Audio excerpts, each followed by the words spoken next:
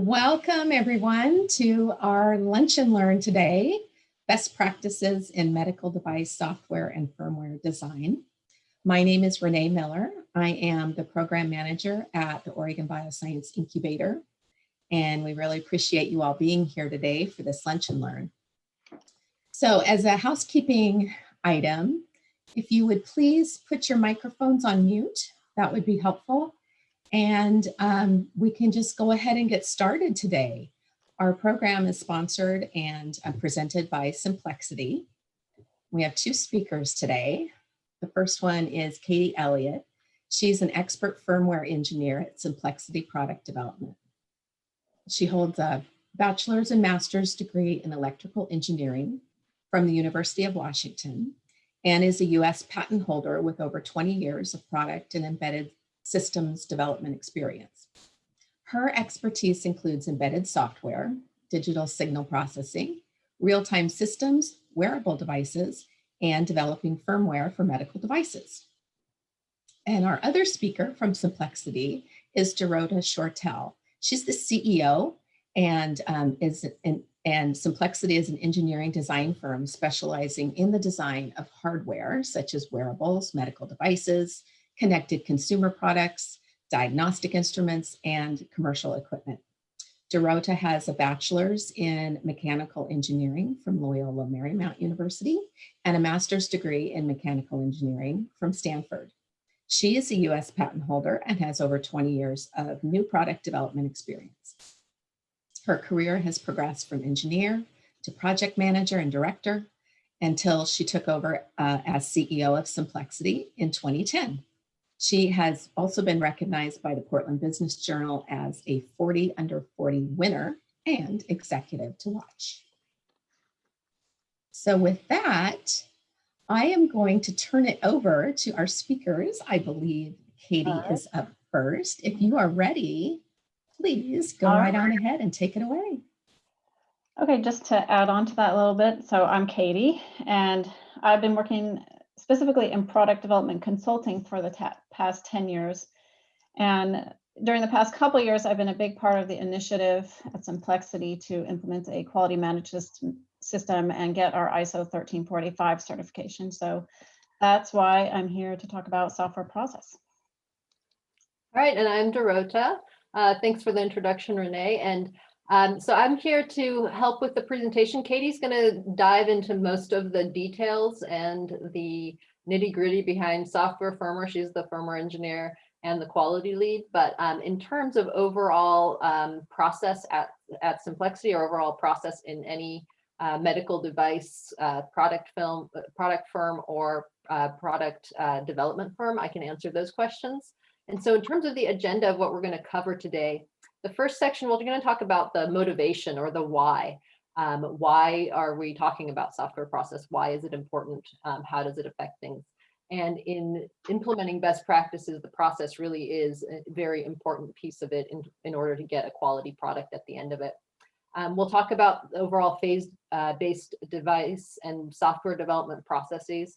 We'll use our Simplexity process as an example, and then Katie will walk through all the details of what's done at every phase.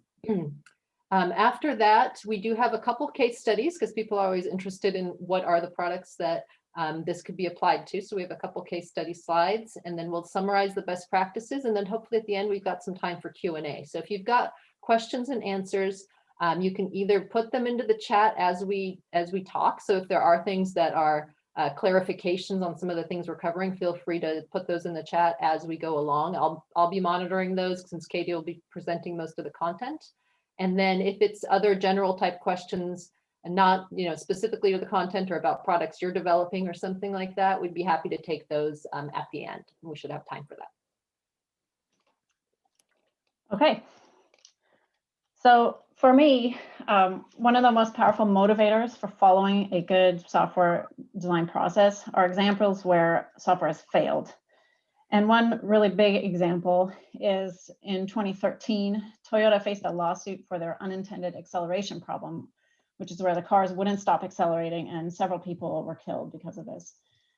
And so an Oklahoma jury determined that Toyota had acted with reckless disregard and delivered a $3 million verdict to the plaintiffs. Toyota quickly settled before the jury could determine punitive damages, because what the jury heard that constituted just gross neglect by Toyota was the testimony of 2 experts in software design and the design process. And both experts concluded that the software control system that controlled the acceleration was defective and dangerous. It was riddled with bugs, with large gaps in its fail-safes that led to the root cause of the crash. They spent 18 months analyzing the source code, and they found a lot of different problems in the source code, such as places where memory would be corrupted, thousands of global variables, which is a big no-no in software. And both experts, as well as even an internal Toyota email, described the code as spaghetti code, which is basically how you insult someone's code that is overly complex, untestable, and even just unmaintainable, where making a simple change will cause more bugs. Besides just poor code, they also failed because of inadequate software engineering process. So they didn't use any of the automotive software reliability coding standards, and even Toyota's internal standard, which didn't have much overlap with the industry standard. Programmers broke those rules without any justification or documentation. And one of the big standards that they broke was in allowing single point failures within the system. And so this is where you would have a single piece of hardware or software that has complete control over whether the system is safe or not. One example would be a single engine airplane, for instance. So these experts testified that if safety isn't baked into the design up front during creation of the product, it can't just be added later. So you need to consider it while doing architecture and design of the system. And that's where process can help you do that. And the final kind of stopgap for process is that they didn't do any peer or code reviews for someone to actually enforce any of these standards. It did actually make me pretty nervous about my own Toyotas sitting in my garage, but I'm not driving anywhere, so I guess I'll live with it. So in medical devices, the failures are not as likely to be on the front page of the news, and they're usually not quite as spectacular, badly spectacular, like Boeing's recent failures or Toyota. But we can see failures when we look at software recalls, which are publicly available on the FDA's website. And so I just went through and looked for a few at their 2019 recalls, and highlighted a few examples that were caused by software. So the first is from Smiths Medical. They make syringe pumps that are used in neonatal and pediatric populations, as well as for adults in intensive care and operating rooms. And this was a new issue because of a firmware update, which is something also to highlight that you need to kind of have extra care when you're doing an upgrade to software firmware that's out there in the field. And the issue was that potentially low battery alarms would stop working, so that the operators wouldn't know that the battery was shutting down the device, and that therefore the infusion or the therapy was not being done. So there were no deaths or injuries, but there were complaints leading to this recall. Zimmer Biomet has a robotic surgery system that assists neurosurgeons in positioning medical instruments or implants during surgery. And this was a software issue that incorrectly positioned the robotic arm, causing risk of patient injury. A few complaints, but no deaths. Medtronic recalled some remote controllers for their insulin pumps, and these remote controllers would communicate wirelessly with the insulin pump to deliver a specific amount of insulin. And this was recalled due to a potential cybersecurity risk, where an unauthorized person could potentially record the wireless communications between the remote and the pump, and then either over-deliver or under-deliver insulin to the patient.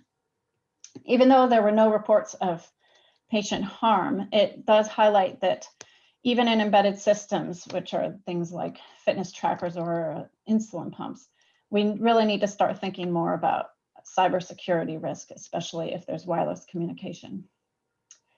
So the number of recalls have significantly increased in recent years, with software being the largest driver of recalls. And let's see if it let me point. So on the left, we are starting with year like 2015, and you can see that by the end in 2019, the number of recalls, which is what this graph is showing, has increased significantly. And in my opinion, this isn't to say that we're having a problem in the medical device industry with the quality of medical devices, but rather I think it's a reflection of the increased complexity of devices and the software that runs on them. So it makes it all the more important to have a strong software development process in place and not just do the bare minimum to meet regulatory standards. Because of the inherent complexity in software, there are extra standards actually that software must adhere to. So under ISO 13485, which is the standard that specifies the quality management system for medical devices, software must also satisfy IEC 62304. The terminology and classifications are slightly different in the FDA world, but they also have more detailed requirements for software. So much of the processes and some of the terminology in this talk derives from IEC 62304, because that's what our quality system adheres to since we're ISO 13485 certified. So Dorota is going to talk a little bit about kind of general product development phases, specifically for Simplexity. Right, so this is a view of our product development process in an infographic. This is available on our website, and we'll be sending these slides out, so you don't have to furiously take notes on this. But to describe the diagram, you can see that there are phases, and that's what we mean by a phase gate development process, meaning that at each phase there's a gate that we have to pass in order to move to the next phase. So you can see on the left, it starts with phase 0. That's more of an exploration phase, and that, according to our process, is the only one that is not controlled in the ISO 13485 system when we created a design history file. That is an early phase that's really just trying to figure out, hey, is this product even feasible? And so we are not controlling it in the same way as the other phases. Once we decide, and the client, that yes, this is a feasible product, then we move into phase 1, which is the requirements and planning phase of the process. And from there on, we manage that for our medical device clients in the quality system. And then we go through detailed design, which is phase 2. And then phase 3 is the design verification, design transfer. Detailed design is by far the longest part of the phase and has sub phases, which we have as 2A, 2B, and 2C, and sometimes even 2D, depending on the complexity of the product that we're designing. And then we usually do a handoff to production after phase 3. And then if you are a medical device company yourself, after production, you're still doing maintenance of the product and so forth and upgrades. But Simplexity's involvement usually ends once we have a very clear manufactured product. And then you can see on the diagram as well, the top blue line that is design and engineering, and the bottom orange is new product introduction. So we do those two activities in parallel. The design and engineering side is more of what we're going to be talking about here in this talk, which is the software firmware. But of course, there's also other aspects of design and engineering, such as mechanical engineering and electrical and all the other aspects. And then the new product introduction part of that is looking at, in parallel with the design, how is this product going to get to manufacturing and how is it going to go to production? And so we also offer that in that kind of orange view, and you can see the curves of where the work really picks up towards the end of phase 2 detailed design. But it does start early on, because just like with anything, you want to make sure that you're planning ahead for manufacturing and not doing that too late. So that's the description of the overall process that we follow in our phase gate process. And then as a medical device company, if you are one, you can follow your own process. The key is just to have a process and to make sure that you have it written down and that you can follow that. And so that when you do have to report everything to the FDA, that it's very clear what you did when, and the boxes for everything that needed to happen at each point. All right, thanks. So as Dorota mentioned, we start the product development process, the part that's in the quality system. We start with planning. And the plan is documented in the project development plan and the software development plan. And different companies call these different things. So throughout this, when I talk about the name of a document, this is just what we happen to call it. But the idea is that you have one plan that's for the overall project, and it describes the overall product development, including a high-level schedule, a description of the planned phases, outlines the technical and documentation deliverables.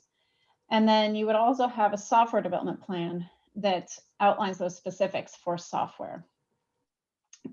So for example, at this time is when you plan what is the software lifecycle model going to be for this project. Will the team use Agile with sprints and stand-up meetings, or waterfall with a strict adherence to a sequential plan, or something in between, such as an incremental model where the software is designed and implemented in incremental chunks? And the standards don't specify which one to use. You just have to identify which one you're using and then follow through with that. In addition, in the software development plan, you'll identify milestones and outline which features belong in those milestones. The product development and software development plans are living documents, and by the end of the project, though, they should match the reality of what actually happened. Product requirements document takes the high-level user requirements, which may be coming from the marketing department, or in the case of consulting, they came from the client. So you take those user requirements and turn them into specific technical requirements that the engineering team can use to design the product. And the software requirements specification derives from that higher level product requirements and specifies the functions and capabilities of the software, also requirements related to security, usability, and also importantly, risk control measures. All of these requirements and specifications should be written so that they are testable, unique, and that they cover only one thing per requirement. During the architecture phase, we create an architectural explanation of the software structure that will satisfy the requirements. So this is the phase where we make some big decisions that affect software, such as what processor to use, how much memory is needed, battery and power constraints, if you need sensors. You also need to choose an operating system if you're going to use one, and the programming language, and what tools you're going to use in software development. A lot of the architecture, though, is determined on paper. So it's where you come up with a lot of diagrams to describe your system. So there's a lot of different types of helpful diagrams, such as the one shown above my head or here on the right, which is showing the interface between the physical hardware and the software. Where does the software end and what is it connected to? It's also common to include diagrams that show different layers of software with the names of different modules that you're planning to implement, class diagrams, sequence diagrams. We also need to document and describe the interfaces between software and internal or external components. For example, an interface description of the commands used between an external mobile application and the firmware on a sensor would be documented at this time. Not every single detail has to be worked out, but at a high level, you should know how those things are going to communicate. In the language of IEC 62304, we can describe the software with 3 terms. At the top level, we have the software system, which is composed of one or more software items. And a software item is just any identifiable part of the program, and that in turn is then composed of one or more units. A software unit is the lowest level that we don't decompose it anymore. but it can get a little confusing because a lot of times in the software industry, we talk about unit testing and we're talking about function level kind of testing. But for medical devices, the software unit doesn't have to be down at that level. You want to think about what is sort of a logical unit, and also know that it will be, depending on your classification, it could be required to do software unit testing. So you want that level, you want to pick a level that's appropriate for doing that type of testing. And these terms I'm going to use later, so keep those in mind. We also, in phase 2A, perform the initial risk analysis. But before I cover those in details, I just want to give a little background on how we classify devices, medical devices. Eventually, FDA and ISO 13485 are going to become harmonized, and I hope that we will then have more consistent terminology. But for now, they're not quite merged, so I'll just showing them both. But in both cases, class 1 is the lowest risk classification, and that's things like Band-Aids, IV stands, glasses, stethoscopes, crutches. But in class 2, which is moderate risk, FDA just has one giant bucket for everything from syringes to powered wheelchairs. But in ISO 13485, they split it into 2 chunks. So we have 2A, which is kind of low to medium risk, where we have syringes, hearing aids, ultrasound. But in class 2B is medium to high risk, so things that are a little more difficult, like surgical layers or defibrillators. Both of them have class 3 as the highest risk, and this is where people are really, where safety is especially critical. So this is where a lot of implantables are, such as heart valves, implantable stimulators, breast implants, catheters, hip implants. I think a lot of life-sustaining devices would show up in this category. But once you have classified your device, software is actually classified separately. And this is the classification that drives this kind of level of rigor needed in software. So in the FDA, they call these levels of concern. And minor level of concern is where a failure in software is unlikely to cause injury to a patient or operator. Moderate is where failures could directly result in a minor injury. And major is where death or serious injury could happen. And kind of in parallel, IEC 62304, we have class A that can't contribute at all to a hazardous situation causing harm. And a hazardous situation is a circumstance that exposes a person to a hazard that could cause harm. In class B, the resulting harm would be that the software can contribute to a hazardous situation, and that resulting harm could be a non-serious injury. But in class C, that harm could be death or serious injury. And so you have to be much more rigorous with the whole process. So a risk analysis, risk is the combination of the probability of occurrence and the severity of harm. So you're asking, how often does a failure happen, and then how serious are the consequences when it does? So there's many different tools for doing risk analysis, but 2 of the most well-known ones are a hazard analysis, which is a top-down approach, and a failure modes and effect analysis, or FMEA, which is a bottoms-up approach. In a hazard analysis, you would start by identifying the hazards, kind of the top level. What are the sources of harm? And then you would take those and define a hazardous situation where you expose someone to potential harm, and what is the associated harm. And then from there, you can estimate the risk of that harm. In an FMEA, on the other hand, you start with your design. So you identify in your design where the failures could occur. And then you list what are the effects of each failures And then you take that and estimate risk.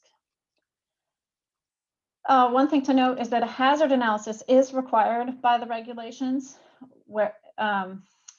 whereas FMEA is not. The critical piece that's missing from an FMEA, but is present in the hazard analysis, is identifying the hazards and the harm. The FMEA is identifying those failures modes and calculates the risks slightly differently. But in medical devices, risks are not solely a function of failures.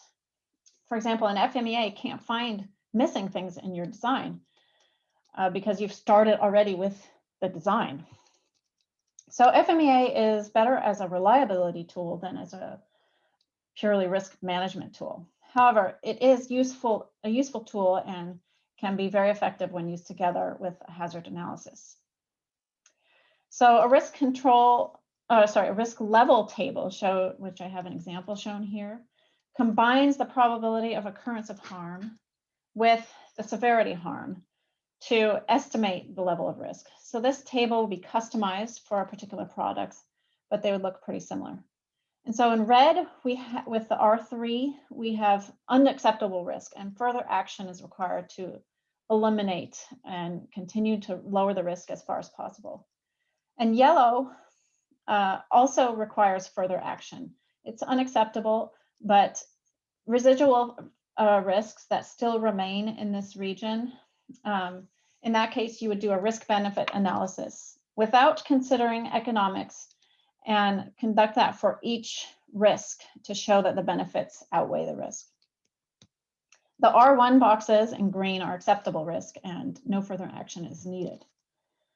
And the primary reason that this effort is begun in the architecture phase is to ensure that you have an architecture that can adequately address the risks identified. And this is where Toyota made a mistake by not identifying those risks early and taking them into account while designing the product. And it's important to have a product development because it forces the team to do this. So specifically for software, recall that in the architecture, we defined software items. So during the software risk analysis, we would identify and list any of those items that could contribute to a hazardous situation. This usually involves a giant spreadsheet, either as part of the systems hazard analysis or a separate spreadsheet. And then you would identify the causes of those items contributing to a hazardous situation. So this could be a software bug that fails to sound an alarm, or missing a specification that where no alarm was required. It could be that how the software reacts to a hardware failure. If you lost connection to a sensor, for example, does the software crash or does it put itself in a safe state? And what does a safe state even mean for your system? So once we've identified those hazardous situations, if the risk is too high, as defined on that table, we would define a risk control measure. And those could be implemented in hardware, software, the working environment, or user instructions. And that's kind of a priority risk of where it is best to implement the risk control measure. It's obviously much safer to have a user prevented by the hardware from doing something that could lead to harm, as opposed to an instruction that warns them not to. One thing that's critical is that if a risk control measure is in the software, that you add it to the software requirements specification. There has to be a requirement so that you don't lose track of these risk control measures. So during detail design, which is the largest of the product development phases, we'll flesh out the details of the architecture from phase 2A. So we take those high-level software items, break them into units, and design and document enough detail to allow implementation. Before implementing the code, a formal design review must be held and documented. One note is that it's not necessary to complete the design of every single software item or module before proceeding to implementation. In the incremental software lifecycle model, for example, you would design a feature, review the feature, implement the feature, test the feature. And that also allows us to break up the work between multiple engineers and work in parallel. So unit implementation and testing is where we finally get to write some code, which is actually a fairly small part of the software development process. So you would take your designs, write them in code, and then you would create runnable binaries for tests. It's industry standard to use source code control from the very start of a project. It's not strictly required by the regulations until verification, but we always start it right at the beginning. It's also important that code reviews be built into the process, and most source code control systems now do provide a gate where the code can't be integrated into the main line of code until the code review has been completed and approved. And here I also want to highlight the importance of reviews in the design and of the design and the code, which happens all during this phase. So I consider these reviews kind of the enforcement arm of the design process. So design reviews force an engineer to capture the design and present it to other engineers. And that activity in itself causes you to reflect on what you've done and think about the design. And sometimes you even find issues by yourself before presenting it to others. And the feedback also from the engineering peers all is an important part in helping you catch design flaws and ensuring proper risk mitigations have been considered.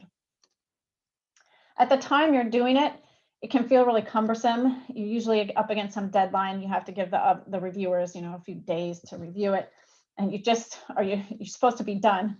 It's a pause in activity. But even though it feels inefficient, it's far cheaper and more efficient to find an issue in the design before the code has been written or before a board has been manufactured than compared to finding a bug during testing or worse, missing a bug that causes a recall or injury or even death. So it's very helpful to do that even for non-medical devices. And code reviews are the second fail-safe, where you enforce coding standards, find bugs, and give feedback on the code.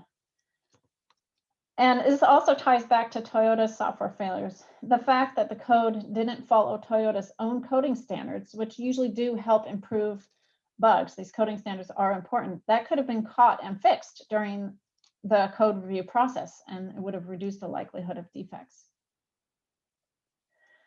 So as the software engineers implement each test and test each unit, those units are integrated into larger and larger subsystems, which must be tested further. And you have to make sure that they interact well together. It's important to automate as much testing as possible, and if you can, into your build system, so that testing can happen without engineers having to actually doing anything. You tend to do it more often, and it can highlight regressions earlier, which makes them easier to find. During the design phases, it's actually a little more difficult to align software and hardware development. Hardware typically follows a design, build, test strategy, with the project phases like phase 2B and 2C. Those are aligning with hardware builds. But software development really has no need for an artificial boundary between the hardware builds. Yet at the same time, hardware and software are intertwined. The hardware has to be tested using functional software or firmware. So one effective strategy is to determine what software features are necessary to verify the hardware. And completion of those features can serve as a milestone, which you would have outlined in the software development plan for the earlier phases. By the end of the final design, build, test phase, though, the software must be feature complete and tested. In phase 3, the team's focus turns away from development and towards verification.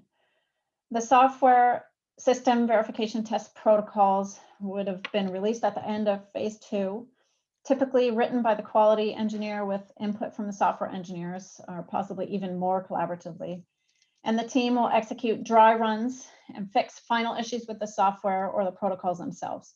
Hopefully, before you run formal software verification, you have pretty high confidence that your software is going to pass. Before that formal verification begins, the software team has to prepare a candidate release build.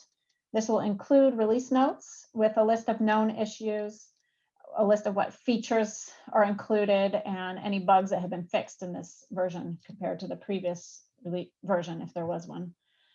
This software build is a version that will be used for the formal software verification testing. We sometimes casually refer to this as a released software or doing the software release, but it's not officially released until it is actually past that verification testing. That's a big gate. And for this formal verification, it's important also to have independence of the tester. So that tester shouldn't be one of the engineers that did the design or implementation of the software. And any issues or bugs found during this testing in this whole phase will be documented in the issue tracking system and will be evaluated by the project team for how to address it. And then finally, you're ready to do that formal verification of the software, which happens along with the overall design verification testing for the product as a whole. And at this point, the product, to gloss over a few MPI details, the product is ready for transfer to manufacturing. And so we have a few case studies for you. All right, and I'll jump in here a little bit. So this is a product that we're currently working on. The client is Stereo-Free Medical. They have a website, so this is announced on the last slide. We'll give you all the links to those as well if you want to look them up. But what they have is, this is a point of care disinfection system for mostly hospitals, clinics, long-term care facilities, although the applications can go beyond that as well. So right now, let's say you're a doctor and you use a stethoscope, or the nurse puts a blood pressure cuff on someone. The current standard is disinfecting sprays and wipes, and there's a lot of problems, and there's a lot on their website as to what the problems are with that in terms of chemical exposure, how well something is wiped, is it really disinfected, and so forth. And so they've developed this device called Aura, which is a box that's mounted on the wall, and then the medical personnel can put the stethoscope or other items, even electronics, into the device, and it disinfects it. And what's unique about Aura is that it doesn't use UV, which is a point of sight. So with UV, it only would disinfect the area that the UV can see. This uses a hydrogen peroxide and ozone combination, their proprietary system, to encompass whatever is inside the box and disinfect it. And so we are working on the redesign of this product for them for cost reduction, reliability, getting it off to manufacturing, also simplicity. We simplify things, so trying to simplify it and make it as lightweight, as quiet as possible.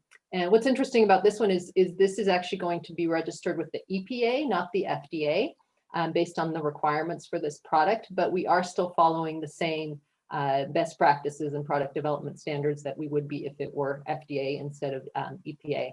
Although there are a few differences that I'm probably not the best one to get into, but the idea is the same process is followed on the design and development of this product. And this is an embedded firmware project. So basically this device is not connected, and we don't have a whole layer of software, which sometimes we have on products. Basically it's a standalone unit.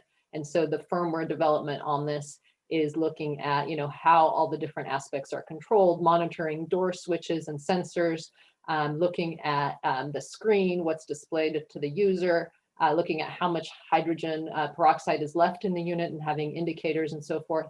And all of that is displayed on the screen. So the user puts the items in, closes the door, presses the button, and the system starts up. And so that's all contained, and we're working on, again, what are all the possible errors and how do we fail safe this product. And then we'll talk about one more, and then at the end, again, we can get into Q&A on these. And this is another project we're working on for Emerge Diagnostics. And they have what's called an electrodiagnostic functional assessment, EFA test.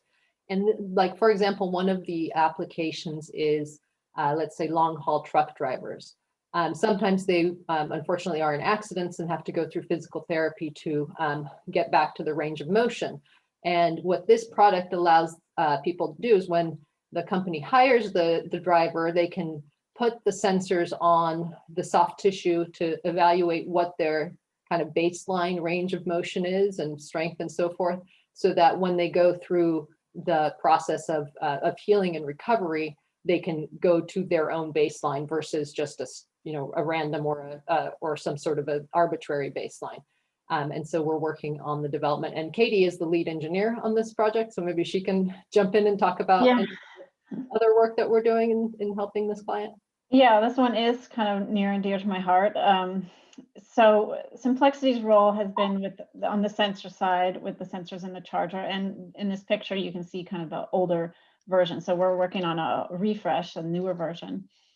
And so it's actually kind of fun for us at Simplexity to have a project that involves all the disciplines. And so we've had mechanical, electrical, firmware, and quality engineering, as well as project management and MPI. And so we evaluate, there's several different types of sensors. And in the firmware side, we basically collect that data and send it streaming wirelessly to the PC application, which we did not have a role in, and which is where things are analyzed. And we started this project all the way at exploration and are continuing to work on it today. So we have also been active on all the documentation, starting with phase 1, including process documentation, such as development plan, requirements, architecture. We're doing both a hazard analysis and FMEA, as well as, of course, design and code reviews and testing. So let's see. I forgot to put myself. So to kind of summarize and pull everything together in one slide, which requires, of course, glossing over lots of details, but some of the most important things to take away from this and that we want to emphasize is that it's really critical to use a phase gate development process. You need to have a phase where you're creating that plan, and the team is focused on that and defining requirements. You need to develop that architecture with thinking about the risks involved. And you have a phase for detailed design and implementation, as well as for verification and validation. You want to design these specifications so that they are testable and that they include your risk controls that you decided on. And you need to do that software risk analysis along with your hazard analysis during the architecture phase to identify those risk controls early and make sure that safety is baked into the design. You want to use design and code reviews to enforce company or industry design and coding standards, and test early, test often, automate as much as possible, and finish off the product development effort with a successful software verification.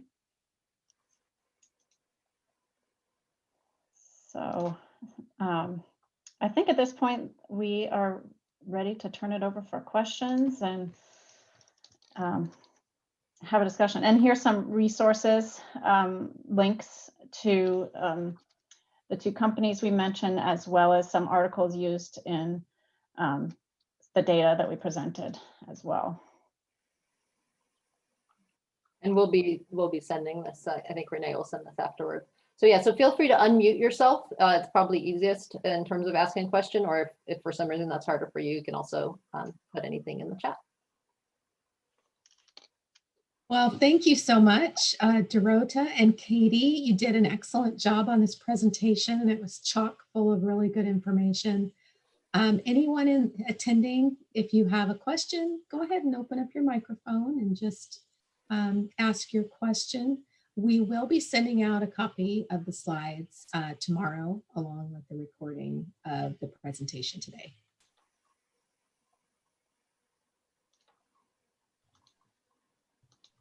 And while we wait for any questions, I'm going to put up a quick poll. If everybody could please fill out this anonymous poll.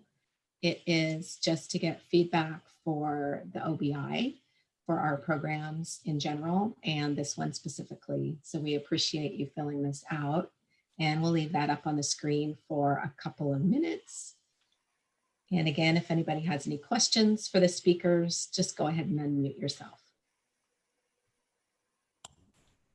This is Don Flackney. I was wondering if you have experience with Class C software, developing it, and also experiences with incorporating soup into that process? Yeah, so I personally have not done any Class C medical devices. I've kind of seen it peripherally at a previous company. But soup is something that, even for non-class 3, you have to think about. And so I guess, are you asking kind of like, how do you address risks in soup? Or? Yes. Okay, I think, so one strategy that I think is effective is to sort of treat soup each different, and soup is software of unknown provenance. So that's like third-party software. And so you would treat that as a software item. And so then you would also do the risk analysis looking at that specifically, which then corresponds to any risk control measures you need to put in place. I typically haven't seen that you would necessarily do the extensive unit testing in soup, but you would maybe have testing around risk controls that you're doing for that, and you're going to need some basic testing. It also, just because of that, it sometimes might drive you to not use an operating system, for instance, which that OS is soup. That will only apply for smaller embedded devices, but that is something you have to be more careful with in Class C software. I don't know, did that answer your question, sort of? Yes, thank you.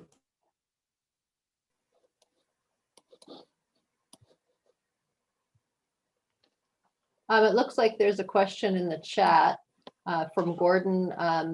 There will be product upgrades and other changes after a product is released. Do you stay involved, or do you train the customer to properly follow your protocols in the upgrading process? Yeah, so typically what we focus on at Simplexity is the product development process. But of course, we would work together with the client, and we would be willing to consult on certain maintenance activities as well. There's certain things, though, that we can't do. We are not registered as the medical device manufacturer, as our clients are. So, for instance, any complaints about the device would come to the client, not us. However, if there's an engineering change needed to react to that, we could be consulted to do that type of activity. Okay, and did that answer the question? I see there's another follow-up question on soup as well. So Gordon, was that everything that you were asking for? I don't know if you're able to speak on live or not. Oh. Yeah, I think so. It's just a lot of small startups don't have the process control of the people, and they don't have quality groups. They need to quickly. And so training from you might be very valuable to them. And I don't know if you do that kind of thing, but yeah, I mean, some things certainly, like as part of the software development plan, for instance, you actually need to also have a software maintenance plan. Right. And that is something that we could work with the client to flesh out. Often we kind of just say, oh, the client will take care of this. We are not responsible for it. And we can do that for clients that needed it. We don't exactly do like training sessions typically, but we work closely with clients on what they need. So all of our clients are pretty different. And so we just try to customize our services to what they need.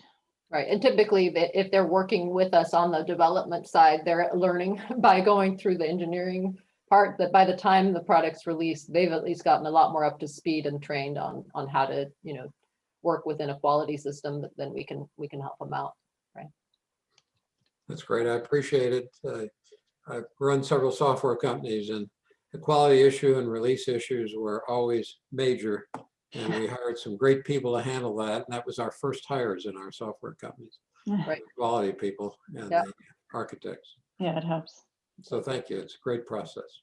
Yeah. All right, and then Rich had a follow-up question on soup here, Katie. It says, Yeah. would the product manufacturer have to control the soup software version? and not allow automatic updates. How about Yeah, actually, that is something you do have to consider. So you do want to control the software versions because you want to do testing with those versions before you release it. So you typically don't want automatic updates of soup. I could imagine there could be edge cases that I'm not thinking of.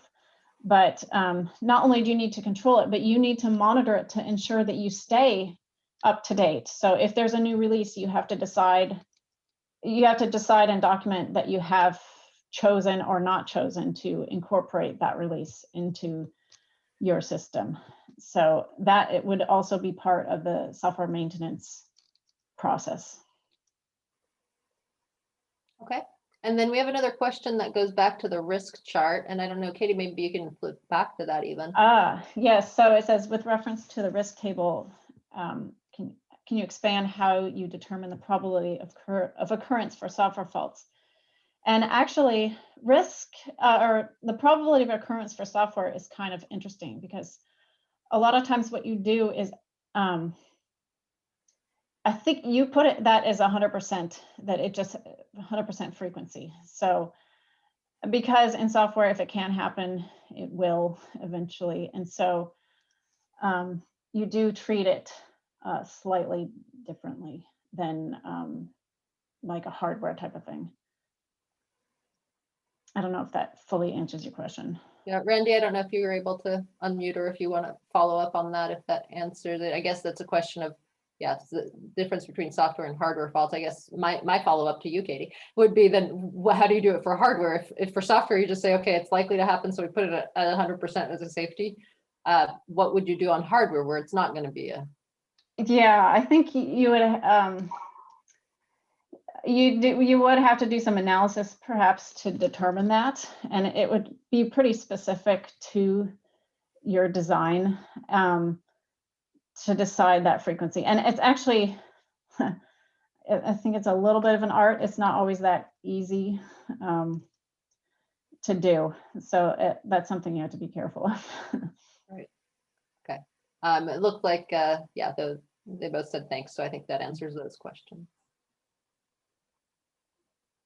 Okay, any other questions from any? Oh, here we have another one. Oh, risk analysis come down to engineering judgment. Yeah, I think there are a lot of aspects that can come down to engineering judgment, but I think the point is to make it so that it's a kind of a framework for writing it down and thinking about the problem so that it's not just a gut feel, but that you're putting some strategy and analysis behind it. You may, I mean, I hope your probability of occurrence is not purely a gut feel, but at least even if that is, your calculation then of the severity of harm and how that affects risk would not be a gut feel. That would actually be something that's calculated and analyzed. And then in terms of that risk chart, since that gets documented, I guess even if it was an educated engineering judgment, at least then there's something to go back to, right, Katie? I mean, that's kind of how you came across that. Yeah. And the key in medical devices also is if it's not documented, it didn't actually happen as far as auditors are concerned. So, and also even you won't remember yourself later if you didn't document it. So it's important to get that somewhere formally written down. Good point. Any other questions? We've got a few more minutes left. So if anyone has any questions. We have one from Rich in the chat. Yeah, so that chat says management should always sign off on development documents and especially risk documents. Yeah, I think in our process, at least, the project manager will always sign off on these documents, especially risk, and quality engineering is also important on signing off on most documents. And for us, management is more, it's really the client. So we have the clients also sign off on documents. But I believe if you're doing this all within your own company, a lot of them, except for maybe some of the detailed design ones, and maybe like test reports, they would be signed off with some level of management. Right, yeah. So I mean, I think it's an important point. Since we're a design consultant company, we do the designs kind of in parallel with our clients, who are usually the medical device companies. That also kind of enforces those processes, because we have to, as part of our checkpoints back to our clients, make sure that those are being documented in our quality system. So it adds that other kind of level of accountability. Great, good point. Any other questions? I just want to say thank you to Katie and Dorota for doing this really informative lunch and learn today. It was a lot of really great information. We appreciate it. And we appreciate Simplexity for sponsoring today as well. Yeah. And we wanted to let everyone know that we will send out a recording and the slides tomorrow for this lunch and learn, so you can share it with other people or take a look at it again yourself. And the links that are on the screen will also be included in the slides. All right. Thank you. Thank you all for attending as well. Thanks very much. Thanks, everybody. Thank you for supporting the Oregon Bioscience Incubator, and have a great rest of your week.